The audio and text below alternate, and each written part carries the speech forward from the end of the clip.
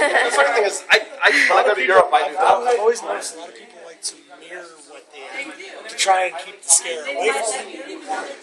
Yeah. Yeah. That was probably creepier than the rest of it. Yeah. What was? When you were talking and she was kind of standing by herself in the corner, and she was just kind of idly turning. That by itself, just the constantly drawing your attention away, was probably creepier than the other. A good side performer, someone that's hovering off on the side like she was doing, can be wonderful.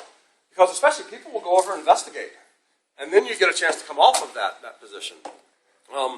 So we were pointing out something in the back is the other thing to watch for people that really aren't paying attention. That's always a great way to get people, is you find that person that's not really watching what's going on around them.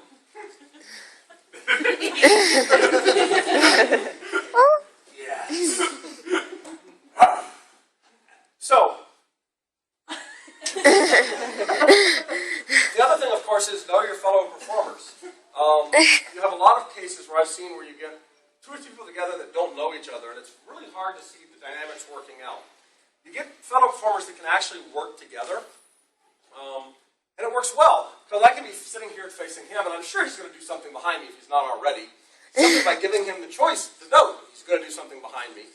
And I can be kind of half aware of what he's doing and turn and know roughly where he is, even if I didn't know exactly. I expected you to actually be a little bit closer. Getting the characters to play together can be a little bit of a show for the audience as well. I wasn't going to sit in that.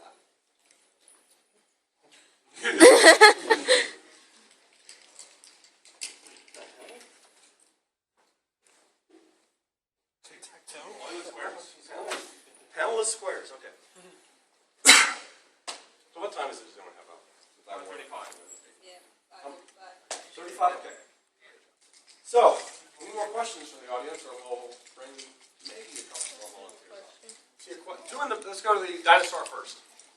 I have a question. I don't know if you addressed sneaking up behind somebody. What about doing the fingers around the sides of the face? So you've got to be a little careful. It's kind of what you can do it, but you've got to be careful because you don't want to touch them.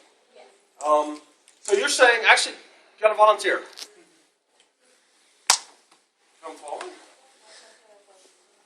I want that too. So stand back to the audience. Actually, stand side to the audience. Never come outside. Yeah. I don't want to. Sorry. To the chair. Sorry. Sorry, chair. My question is, you stay far back here, but you just reach around and then vision on the side. Yeah, because I can see it on my peripherals. Yep. The risk, of course, with that is, I was just saying, you get this, you get someone, or the elbow, which I wasn't actually going to use, I didn't exactly know how close you were. Or you've got to watch that flight or fight reaction to people. They will get it. I have had punches thrown at me. I've had punches hit on the jaws. I'm going to just borrow you for a second. And you hit here, and if it's a good, well-built thing, there's some structure below there. And again, they hit your face and go, that wasn't soft. But